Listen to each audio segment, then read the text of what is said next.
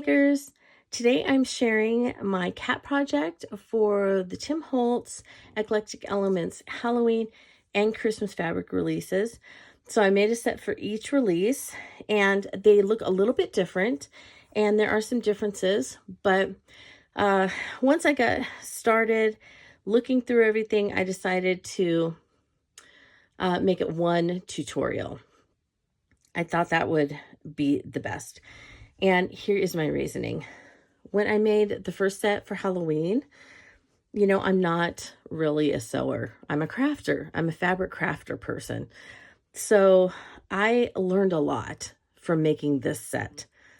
But then when Tim asked if I would make a Christmas set, I said, sure. And I got to work and I decided I wanted to make them just a little bit different. Okay. Now these are not perfect either. There's still some changes I would probably make. But you will see throughout the tutorial the changes that I made from the original, then for the Christmas version, and you can decide what changes you would make, if any.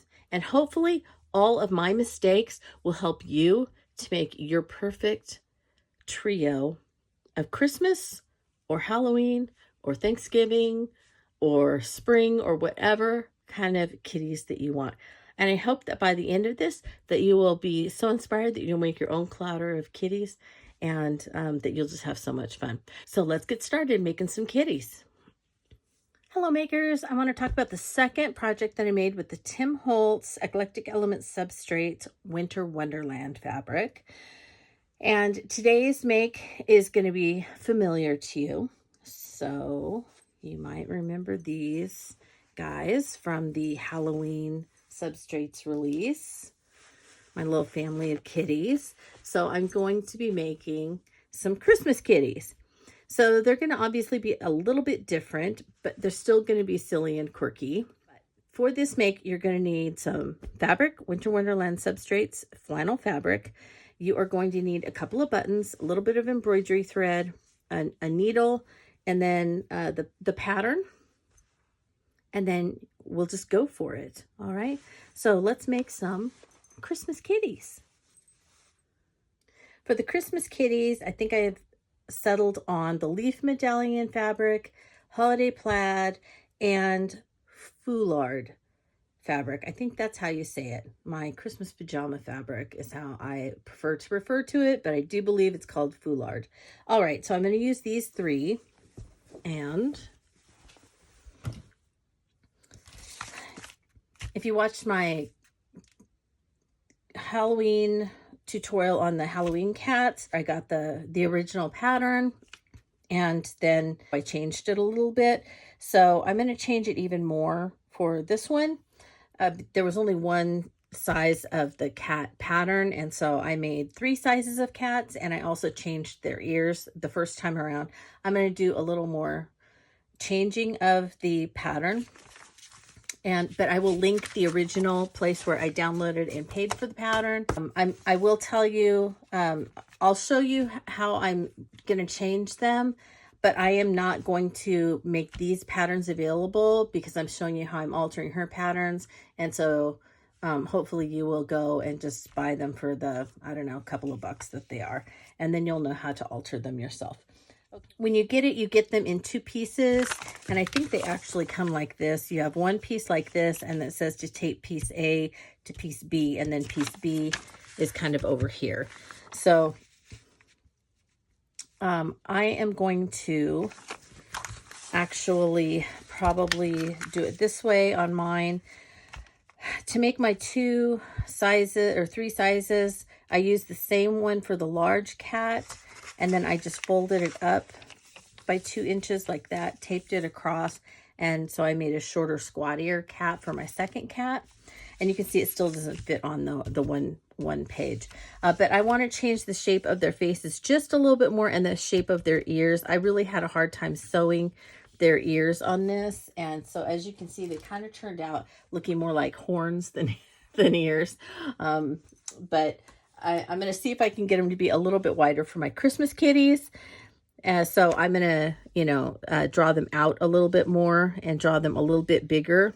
So we'll see if that works. So I'm going to redraw these onto some paper with the bigger ears, and then we'll go ahead and get started sewing them up.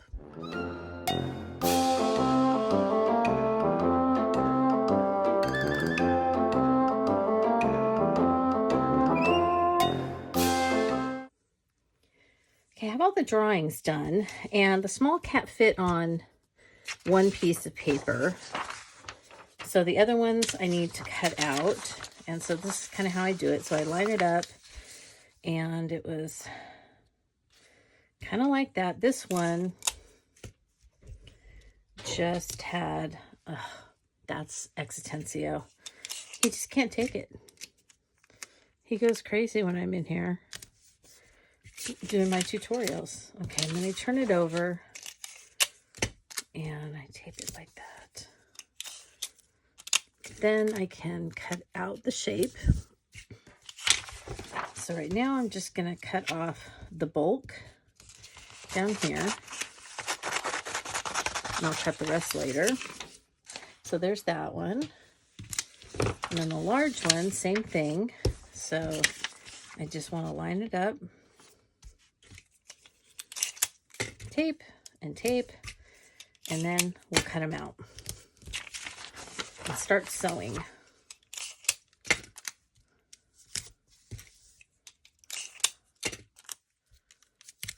Okay. All right, so there we go. Small, medium, and large kitty. What I'll do first is I'm going to pin these. I'll do this all in fast forward, so I'm going to explain what I'm going to do. And you'll probably only see me do it to maybe the small one since he fits in the frame. But know that I'm doing the exact same thing to the other two. And so I will pin this to the fabric that I am cutting out. I will cut out along the outside edge. And then I'll do the same to the other two. And then I do my embroidery next. And then I sew the eyes on before I close it up. So I don't sew with the eyes in, but I do the embroidery first. So I will, I'll show you that, and then I'll show you how to sew them inside out.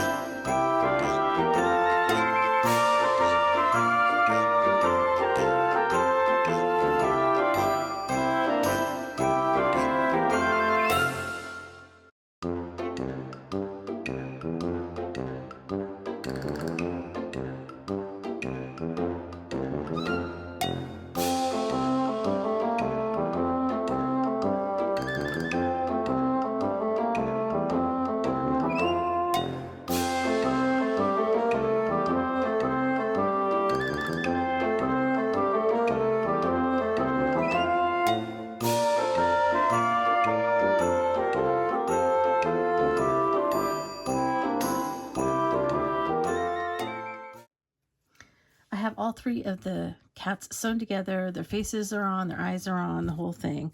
Now I need to work on the bottom portions, because at this point, if I were to turn them around, they wouldn't stand up if I stuffed them, because the bottoms are just sewn straight, and so they would just tip over when I stuff them. I need to make a gusseted bottom so that it has a flat space where the rice and everything is going to sit, and it will sit flat and stand up. And so that's kind of what I'm working on right now. So that was a really difficult thing for me to learn the last time. So let me see if I can, I'll do it on maybe this lighter one for you. You do the same thing on all of them. And makers, in the editing process, I realized that I did all of the gusseting, sewing, and all of that. And I videotaped it, but I was off camera, like down here, and you couldn't see what I was doing. So I sewed together another cat quickly. So it's October, and you know, this is just how we're gonna have to do it. So after you get your cat sewn together and you have the opening on the side, everything else is sewn, and I'm doing this in black so you can see it. I went ahead and opened my seams because I'm going to need to be able to see where they are. Reach in and pull this open. Okay, like you're going to start turning it inside out, but you're not. You're now going to try and take this seam and this seam, and we want to put them together. So it takes a little bit of fiddling, but you're going to fold it like that. So it's going to have kind of an angled fold. And you're going to try and feel. Now see, I'm feeling here, and this is over here, so I need to move it just a little bit. And that feels pretty good.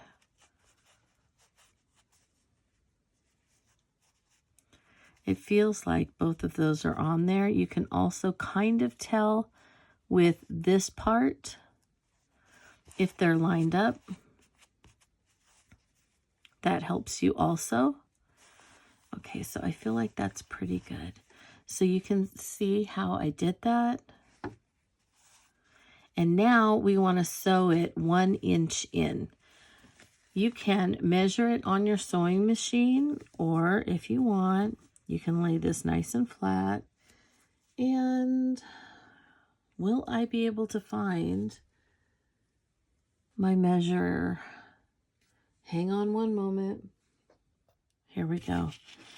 So you can put the corner here, and you can see where the corner is because this is the seam and these little things are poking out. You can cut those off if you want, but I'm going to go right there where the seam is. I'm going to measure in 1 inch. I'm going to go like this. Okay. That will pretty much help me.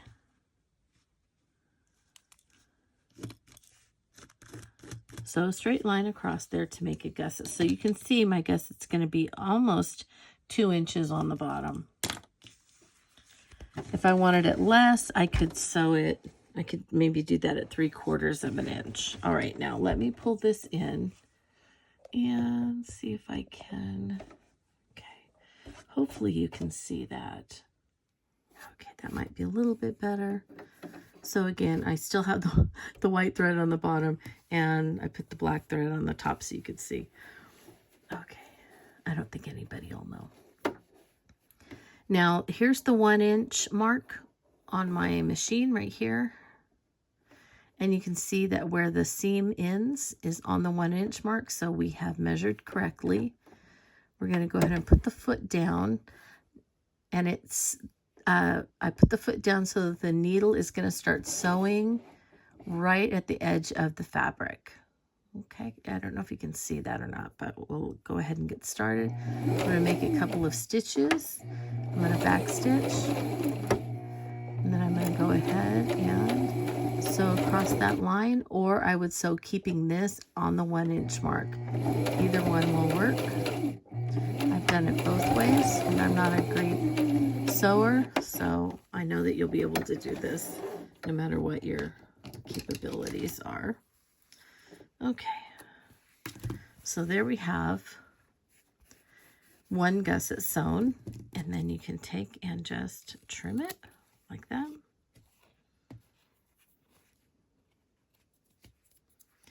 We're going to do the other side now. So let's get that open and see. This is where I got in trouble the last time, so I'm going to move this down this way and open it. Make sure that these are getting pulled out. You can see that this is going kind of off to the side a little bit, so I need to open it a little more so I can line up both seams.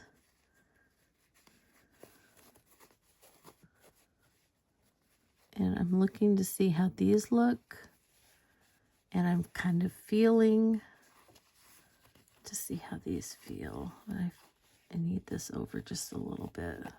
Doesn't feel quite right yet. Okay, that feels right. And let's look here.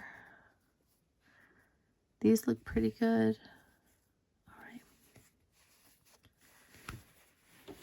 So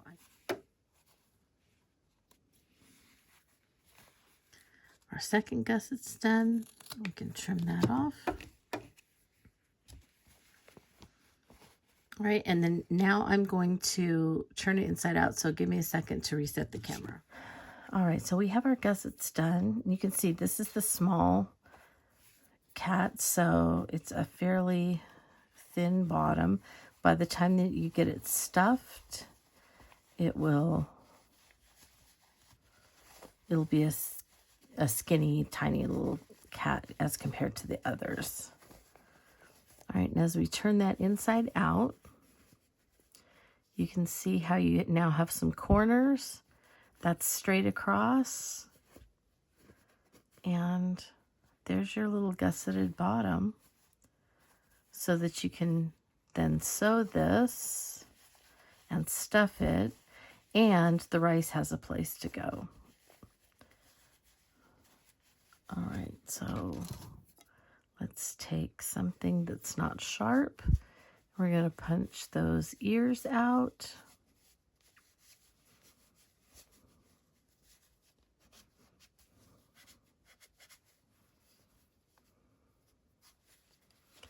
And the second ear.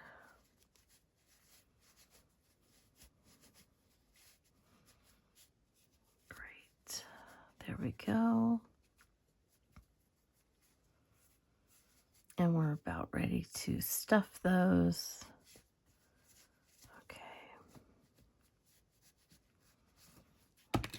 So there's our cat, ready to be stuffed. And I didn't do the face or anything, so I'm going to have to do it the hard way, which is through here to put the buttons and the face on. But I just wanted to show you how to make a gusset. So now we'll pick it up with the original tutorial on stuffing, putting the rice, and all of that. All right, thanks a lot. The cats are all sewn, turned around, gusseted bottoms, ready to be filled. I need something heavy at the bottom, so you can use anything you want. You can use rice, you can use beans, you can use whatever you have, weighted. I know they have those little weighted kind of stuffing balls. You could use those too. And you may think that it's wasteful that I am using rice. And so I just want to assure you, I bought this a long time ago during the pandemic from an online grocery service and never used it. There was a shortage of rice and we couldn't get it anywhere along with everything else, right? And so anyway, I bought it, and so I had it in my cupboard, and I went through and we cleaned out my pantry a little while back, and so this expired. It was best before 2021, and so that was 2 years ago, so I'm not going to be using this. So I'm going to use it as stuffing for these instead of the rice that we do use. All right, so there's that. I also have my fiberfill that is made for stuffing stuffed animals and stuff like that. And I usually buy it at Joann's, but I bought it online this time, and it comes like in this vacuum packed bag, which is kind of funny. So anyway, so I have this for the top of the kitties. I have something that is not sharp to push the stuffing in with. And you're going to need something to get the rice into your cats. You can do whatever you want. If you have a little funnel, if you don't have a funnel or anything like that, you can use a paper, like just roll up and make a paper cone out of some scrap paper that you have, and tape it, cut the end off, and then put the cone in. You can use paper cone. Don't laugh, but I'm actually using some stuff that I had in my kitchen when I was looking for a little funnel, and I didn't have one. But I did have from my KitchenAid the sausage maker attachment. And I don't make sausages because I don't eat sausages. So it was just in the back of a drawer. And this works pretty well since I don't have a funnel. And then this is actually my cup for my rice maker. So what I did was I put the sausage maker in to the bottom. And then depending on your rice bag, you might be able to just pour it right from the bag. And this one I probably can, and I wouldn't need the little cup. So you pour some in, and then I usually stop a little bit, and I kind of see if that's good, if that's going to hold the cat up. And I feel like it will, but I kind of feel like I want a little bit more. But let's do the other two, and then we'll make our determination.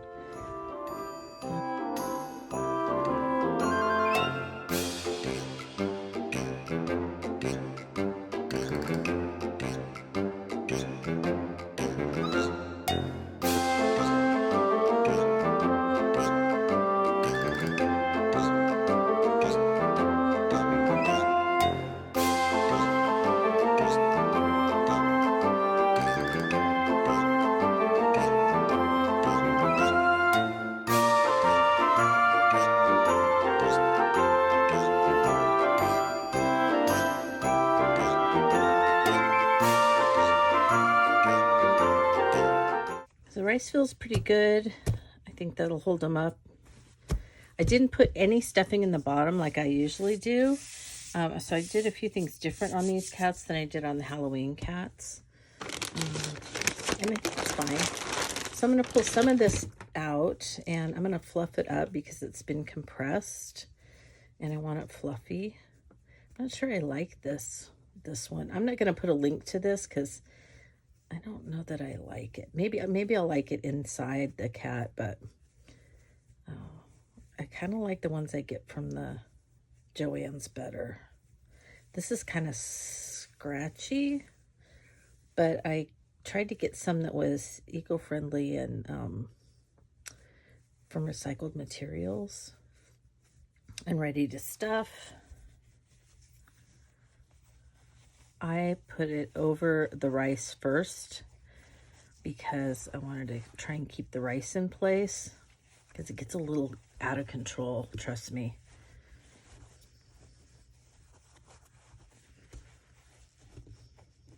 And it will still move because I didn't really put anything over it, and I'm pushing the rice down into place when I push this in over it. And you can see how it's filled in that gusset, so that it has a nice flat place to sit. So now I'm going to start putting a little bit in the cat, and then this is where you want to go up into the ears. And you're going to use your little pokey tool. You can also try and use your finger to get up in there.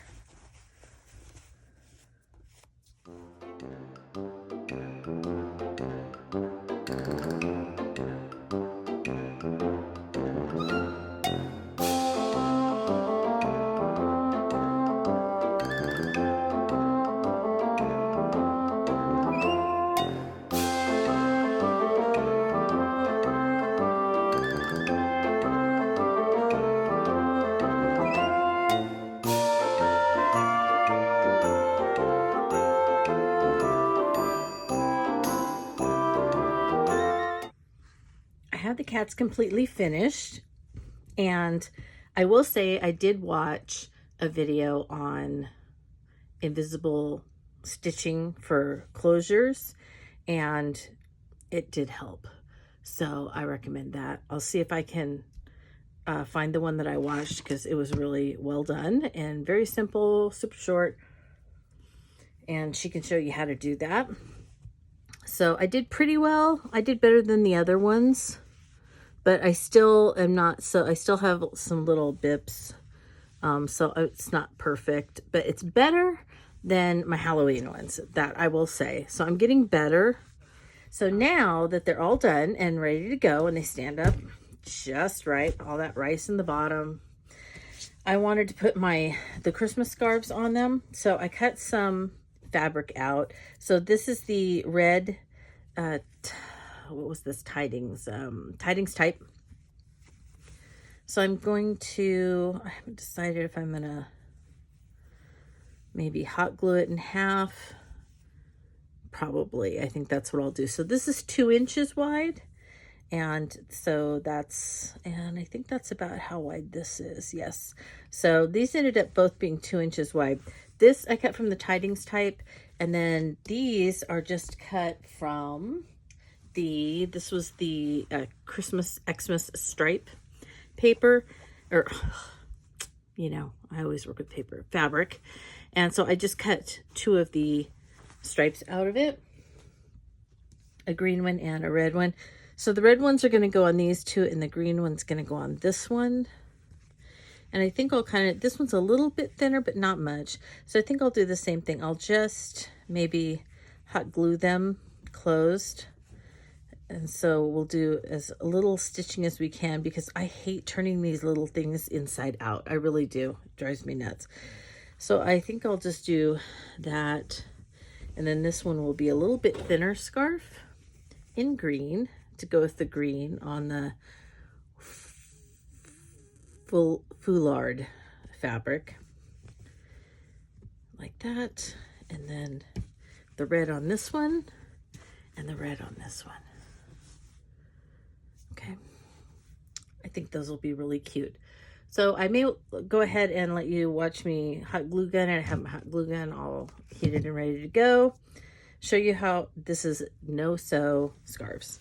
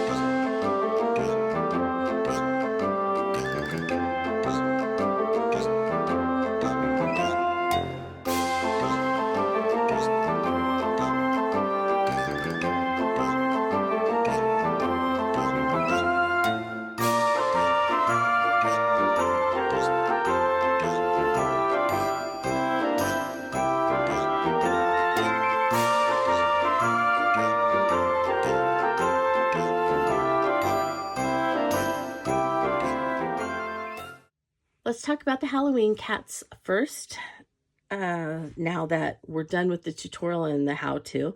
So like I said, my ears are not great on these, but I think they actually fit for Halloween, which I think is funny, my horrible sewing and how that turned out. So that's great. The eyes on each of them, I just guessed where to put them.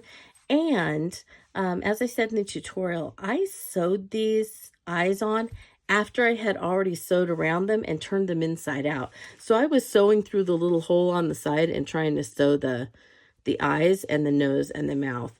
And so that probably added to the quirkiness of those, because that was really a hard thing to do. Much, much easier to do it before I sewed. So that's something that I learned. But we now know that it's not impossible to do it after you have them sewn together, right? All right. The next thing that I think that I wouldn't do again is that I stuffed the bottom of these with batting first, and then I poured some rice on, and then I stuck some more batting in. And so they sit up, but that batting kind of makes them a little wobbly. And so sometimes you have to really, do this to get them to stand up, because see, they want to fall over because there's batting under the rice. And so with the second round, I did the rice right on the bottom and then the batting on top. I think that was a much better choice. Okay. And I also learned with my first go around with these what a gusset was and how to make one. So I hope I explained that well enough. If not, you might want to Google gusset on YouTube and see if someone, I'm sure, does it far better than I do. That's probably not even a question. So I'm sure that you'll learn that much better. Also, I reminded you that I do not do invisible stitching that's invisible. I can always see my stitching. I'm terrible at it. But I did get better with this round. And so I'll talk about that on my Christmas kitties. But on these, no, it looks like they all had surgery. And again, that adds to the quirkiness and the Halloween feel of these, kind of like my bad stitching on all my cards. So I just stick with bad stitching all the way around. Bad stitching on the cats, bad stitching on the cards, whatever. Anyway, but all in all that to say, I really just, I love these. I love how they turned out. And I think I told you when I got these out of the bag, I may not have told you, or I mean out of the box, back from Tim and Mario, that somehow the little tie had come loose and had fallen off. And so I was in a hurry when I pulled them out, and I didn't want my cats to get it. And so I put it away somewhere so that I could put it back on at some point. I could tie it back on. And I don't remember where it is that I stored it so that my cats didn't get it. So, okay. I'm sure I'll find it, but until then, he's collarless, which happens to half of my cats all the time anyway. They were always losing their collars, so I just gave up. They're all 100% indoor anyway, like these kitties are. So all my cats, even my fabric ones, are all inside, indoor, 100% of the time. All right, so those are my Halloween ones. Let's get the Christmas ones out. These are also indoor kitties, and you can see that they're very different. They have huge ears, almost bunny ears. So I kind of went overboard on the ears on this one. So always learning, right? So I can still work on the ears for my next set. I don't know what that will be, but I'm going to keep working on it and I'll keep getting it. But I still think they're funny and cute. And my invisible stitching got a little bit better. It's not perfect, but it's not as, visible, right? I think I started to do a little bit better. Let's see. On this one, let's see. Looking better. And this one. And I did the faces before I sewed. That was an improvement, much easier. I do like the bit bigger ears. They're still not perfect, and I still didn't sew them very well, but that's just the nature of me. I'm sure that you'll probably do much better at this. And I got better at the gussets on these. Very, very fast to do. So I hope that you learned something from that. And then the cute little scarves. And then look how nice is that? They just sit, see? So rice first. That was another lesson I learned. Rice first, then stuffing, then sew it up. I had so much fun making the Halloween and the Christmas kitties. I love that they're a little bit different, each one. And I look forward to making some more. I think they're just delightful. I hope that you enjoyed this tutorial. If you have any questions, I'm sure you probably do, please ask me in the comments to this video or on my blog at playswellwithpaper.blogspot.com. I'll be glad to get back to you and try and answer to the best of my ability. But remember, I'm a crafty sewer. I'm not an actual sewer, so I will do my best. That's all I can promise, okay? Thank you so much for supporting my sewing tutorial by watching it and sticking with me. and I want to wish you a very creative day.